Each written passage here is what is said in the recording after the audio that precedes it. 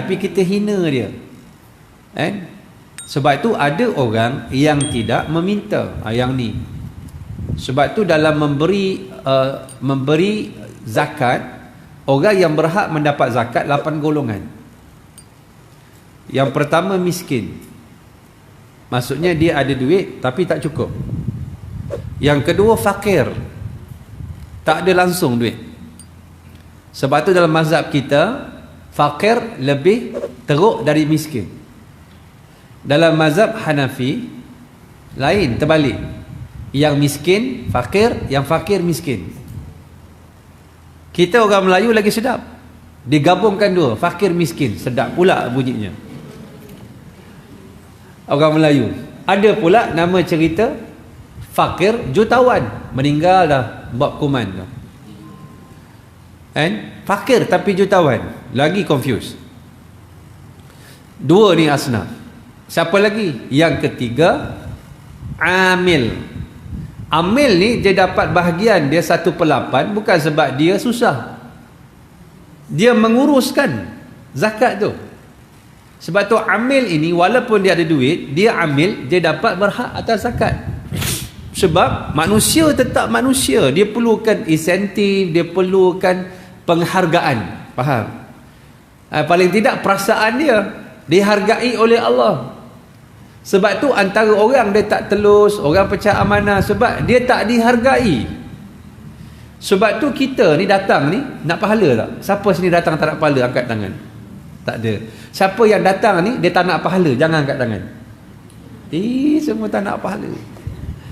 Tengok dalam Quran Allah sebut surah Ali Imran 133 ayat dia. Allah sebut apa? Wasari'u ila maghfiratin min rabbikum wa jannatin arduhas samawati wal ardu u'iddat lil muttaqin. Allah kata bersegeralah kepada keampunan dan syurga. Nampak? Dan syurga yang luasnya luas langit dan bumi. Luasnya luas langit dan bumi. Maksudnya Allah nak galakkan kita. Allah kata rebut tu nampak syurga. Adakah dengan nak syurga tu tak ikhlas? Tak. Ia merupakan satu encouragement, satu galakan, satu bahasa Arab dipanggil targhib, rasa seronok nak buat. Ini sifat manusia. Anda kena jaga. Ustaz buat ni Ustaz tapi ikhlas. Sedap je dia kata ikhlas. Jangan buat pasal benda ni susah. Minggu depan saya masuk dekat kampung orang asli. Budak-budak yang saya bawa ni kadang-kadang tak ada duit. Orang muda, fresh graduate daripada universiti sampai ada anak 3-4. Mereka manusia, mereka perlukan makan minum. Paling tidak ada makan, ada duit minyak, nak bergerak, ada kereta, ada tol. Semua ni common sense tau, common sense. Nak pergi Sabah Sarawak tu naik kapal terbang ke pergi sana berenang? Pergi Indonesia, pergi Lombok, pergi Palu, pergi mana ke pergi sana berenang, naik sejadah. Semarang enseng, matak haji, marang hilang, zoom terbang gitu. Ya salam. Ini common sense. Ini cara-cara Allah mengatur ni. Cuba faham sangat. Faham ni fiqahnya, faham tasawufnya. Kena faham. Sebab menghargai manusia itu, ini cara Allah menghargai manusia. Hatta sampai syurga dihargai. Allahu Akbar. Indah Islam. Yang keempat, siapa dia? Mu'allafatul qulub. Orang yang dilembutkan hatinya. Baru-baru ni kecoh kan? Ada seorang tu bakal pada menteri. Katanya dah lama bakal. Tak sampai lagi sampai sekarang. Teringin sangatnya daripada menteri. Jadi PM tak boleh ke? PM tepi. Personal message. Nak sebutnya jangan sebut umum. Nak bagi zakat dekat orang bukan Islam, tak boleh. Sebab apa?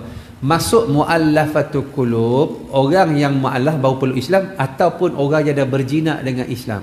Masuk yang harus kita beri kepada orang bukan Islam zakat, pertama memang ada lebih.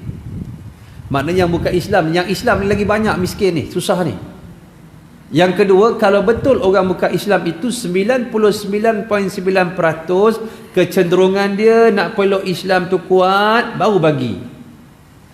Bukan orang yang suka-suka kita bagi dah. Dia ada syarat dia, tak boleh kita buka umum begitu. Dan harta ni, zakat, sebut zakat lebih kepada orang Islam yang miskin. Banyak lagi sumber-sumber yang bukan zakat kita boleh bagi kepada orang bukan Islam. Orang berjudi kan, satu hari dekat Genting Highland berapa juta je dapat. Ambil lah duit tu, bagilah dekat yang bukan Islam yang susah. Tapi kenapa pula nak nampak zakat tu zakat? Tak nampak, zakat saja yang kita nampak. Jangan. Yang kelima, orang yang orang yang dijanjikan merdeka, ar-riqab, iaitu hamba yang dijanjikan kemerdekaan oleh tuannya. Kita bagi duit, dia bayar kat tuan, kemudian dia dibebaskan. Sekarang tak ada hamba, yang tinggal satu je, hamba saya Kelantan. Dah berapa dah? 4 5. Okey. Apa lagi yang keenam? Iaitu al-gharimin. Yang kelima, al-gharimin. Orang yang berhutang untuk tujuan yang baik. Berhutang untuk belajar macam PTN. Dia bagus, belajar bagus, akademik bagus, pointer dia bagus, cemerlang. Tapi dia miskin. Dia pinjam. Orang ni kita bayar kat dia boleh? Zakat? Boleh. Al-gharimin. Dia berhutang bukan nak beli sport kereta. Dia berhutang sebab belajar, menuntut ilmu, fardu ain, fardu kifayahnya. Kena pula agama lagilah. Siapa lagi? Fi sabilillah. Orang yang berjuang pada jalan Allah, membangunkan Islam, buka madrasah, melahirkan para alim ulama. Sebab tu dalam kitab Tazkiyatun Nafs, yang merupakan kitab yang diambil daripada juga kitab induk tasawuf Ihya Ulumuddin, yang ditulis oleh Syekh As-Sa'id Hawa. Dia tulis dalam orang yang berhak mendapat zakat, dilebihkan oleh alim ulama kepada alim ulama. Sebab apa? Alim ulama ini orang yang menjaga agama. Dan semalam khutbah sebut 3 golongan yang memberi syafaat besok ke akhirat. Siapa dia? Antaranya al-ulama. Pertama al-anbiya, thumma al-ulama, thumma syuhada. Orang boleh bagi syafaat dekat dalam syurga 3 golongan: nabi, ulama dan orang yang mati syahid. Penting ni, sebab dia nak bangunkan agama. Bukan senang. Sebab itu dia punya kesungguhan dia itu sangat kita hargai. Subhanallah. Dia ni orang yang penting. Tahu syafaat? Syafaat ni paling tidak ada 5 benda kita nak. Yang pertama, diberikan pada orang-orang yang soleh, para wali Allah, pada orang yang baik. Syurga dia bawah, dapat syurga atas. Dia upgrade dia punya kapal terbang dia, economy class kepada business class kepada first class. Besarnya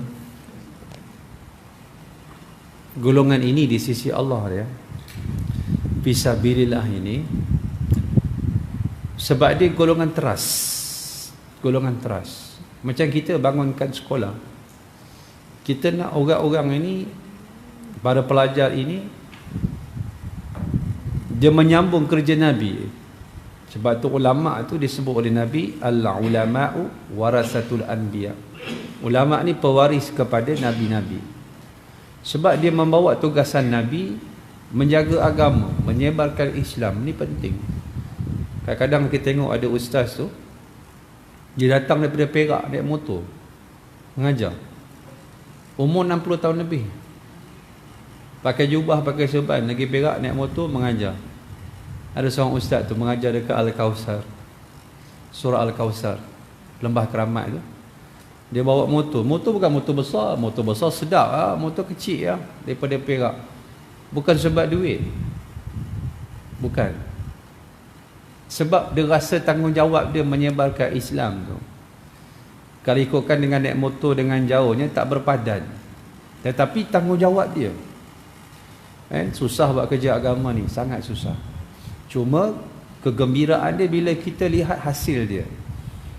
Saya pergi Kamboja, tengok anak murid yang hafal Quran dekat sekolah saya tu, yang kita taja, yang kita pegang dia, subhanallah. Dekat Kamboja dia dah buka sekolah tahfiz, dia mengajar orang Kamboja. Itu kegembiraan yang kami rasa. Saya pergi Afrika, tengok anak murid jadi imam tarawih. Yang jadi imam ni dia anak tukang kebun sekolah saya. Ayah dia basuh tandas, tapi anak dia cerdik. Kita tengok anak dia cerdik, kami ambil anak dia. Lepas tu sambung belajar kitab. Suara dia sedap. Pelajar antarabangsa ramai, dia jadi imam tarawih. Allahu Akbar. Bukan calang-calang budak ni. Ketika nak bawa dia dekat airport, ayah dia menangis, peluk saya, dia kata, "Terima kasih Ustaz. Anak saya ni, inilah harapan saya. Saya tak sangka anak saya jadi macam ini." Saya kata, "Yalah, Allah nak naikkan kamu, anak kamu ni jadi ulama." Anak dia subhanallah baik akhlaknya. Sebab itu pelajar-pelajar kat South Africa yang bagus bacaan dia, bila Ramadan dihantar pergi Europe, pergi England, pergi Perancis jadi imam solat. Sebab saya nampak dia bukan hasil dia besok lusa 5 tahun. Kita mati besok, mereka ni meneruskan kerja menyebarkan Islam agar manusia itu tidak dalam keadaan kesesatan. Ini penting para alim ulama. Dan tugas ini tugas yang besar. Boleh jangan letak pada ustaz seorang. Dah, tugas bersama. Tu yang pentingnya zakat tu tadi. Disebutkan fi sabilillah. Orang-orang yang berjuang. Terkadang orang tu nak berjuang, duit tak ada.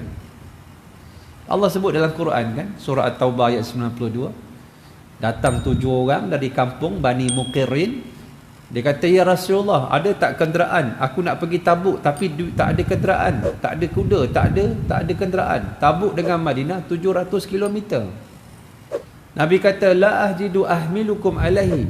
Nabi kata, "Tak ada benda aku nak bagi kat kamu." 7 ni balik.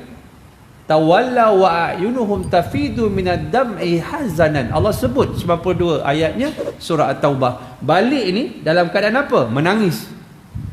Tafidu ni, faidun ni, faidah ni maksud dia macam banjir, air mata semua keluar. Sebab apa? Tak dapat berjuang dengan Rasulullah SAW. Sebab tak cukupnya harta. Tapi nak pergi, tapi tak boleh.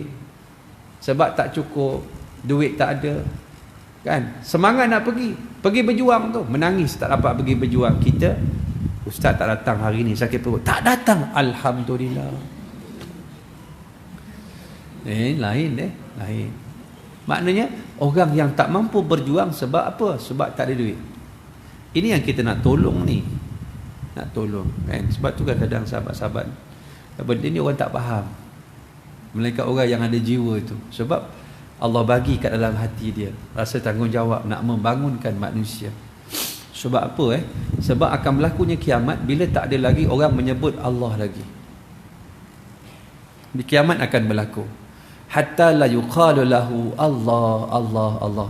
Sampai kat dalam bumi ni tak ada lagi orang menyebut perkataan Allah, Allah, Allah. Tak disebut, maka berlaku kiamat. Tu yang kita nak ramaikan orang hafal Quran, para alim ulama, biar kiamat tu lama lagi. Maksudnya apa? Kita ni nak jadikan masa itu biar terisi dengan benda-benda yang bermanfaat daripada para alim ulama. Sebab Quran ni Allah akan ambil balik. Allah akan rentak Quran ni. Apa lagi yang tinggal kalau bukan orang yang menghafaz Al-Quran? Ini kemuliaan dia. Kemuliaan yang Allah berikan. Nak jaga